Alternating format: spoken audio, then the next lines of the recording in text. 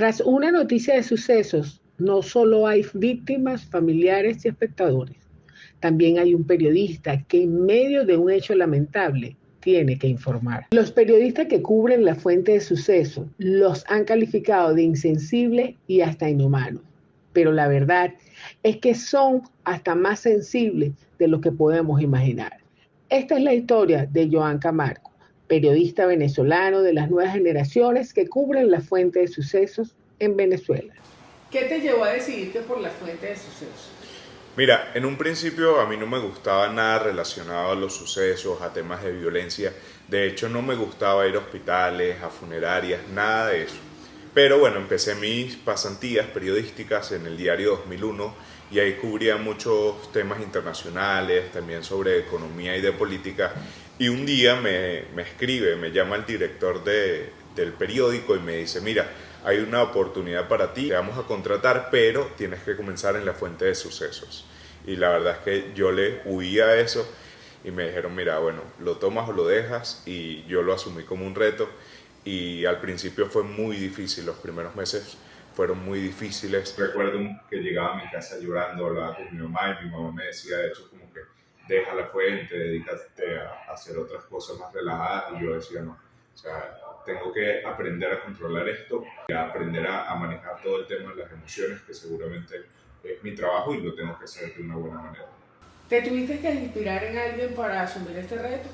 No, no me inspiré en nadie en particular, pero sí me dediqué a absorber la mayor cantidad de experiencia posible de parte de mis compañeros. También traté de pedir muchos consejos, en este caso a periodistas como Felicita, a Sandra Guerrero del Diario Nacional, que tenían más de 60 años cubriendo la fuente y que evidentemente la manejaban muy bien, y bueno, tratar de asesorarme. Es una fuente muy difícil, tienes que asesorarte muy bien, tienes que leer demasiado y aprender mucho sobre el tema de la cobertura, porque no es una fuente para nada fácil.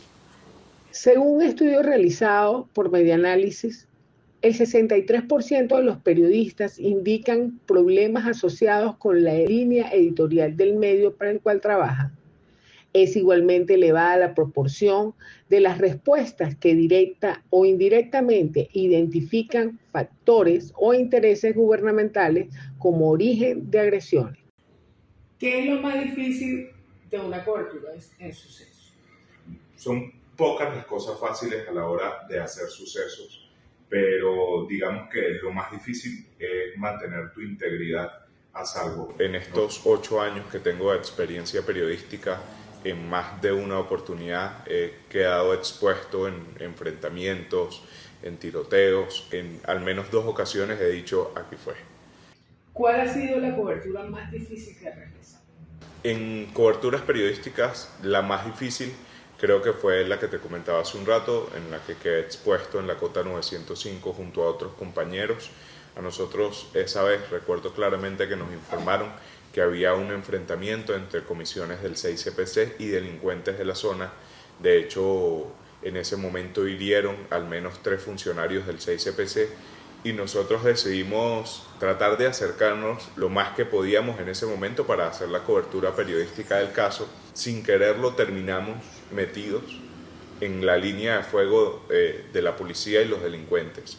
Y escuchábamos las detonaciones que se acercaban cada vez más, granadas, disparos de armas de alto calibre, y sentíamos claramente cómo caían los proyectiles, y de verdad que el miedo era real. La cobertura más dolorosa. Recuerdo, y esta digamos es muy fuerte para mí, un hombre mató a martillazos a 4 niños y abusó sexualmente de 2 de ellos en la parroquia El Valle. Todo el entorno fue muy fuerte. A veces dicen que mira, uno pierde la humanidad, pero es completamente errado ese pensamiento que existe. Cada vez que te encuentras con estos casos, te quiebras tanto como persona, porque empiezas a pensar sobre la vida, qué culpa tenían esos niños o por qué debieron sufrir de esa manera. ¿Tú has recibido ayuda psicológica? ¿Crees que ha meritado eso?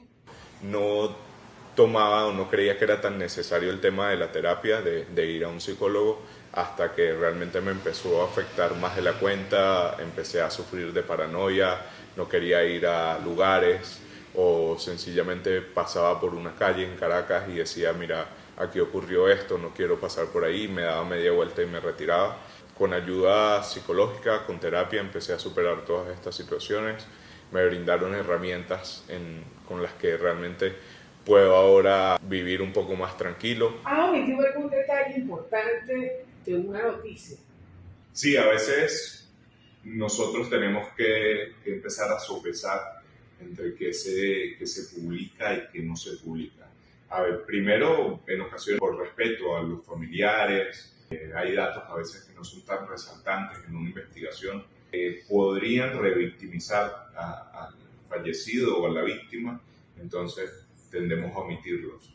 Pero también existe otra realidad, y es que existe una censura, existe, digamos, represión. En muchas ocasiones hemos recibido amenazas por, digamos, tocar algún punto de interés de X o Y grupo. Entonces ahí es cuando nosotros decidimos, mira, ¿qué hago? ¿Lo publico? ¿No lo publico? Ha pasado en ocasiones, me pasó una vez que recibí una amenaza por publicar una información y lo consulté con otros colegas y me dijeron, bueno, si te van a amenazar a ti, nos van a amenazar a 10. Los 10 publicaron la información y bueno, ya es como difícil tener que amedrentar a 10 periodistas en vez de uno. En un país donde la opacidad, la censura, la falta de información oficial y la autocensura, el mayor reto que tiene un periodista de suceso es ganar la suficiente credibilidad para que una información extraoficial se convierta en una fuente y se publique, con la seguridad de que las personas sepan que lo que se dice es verdad.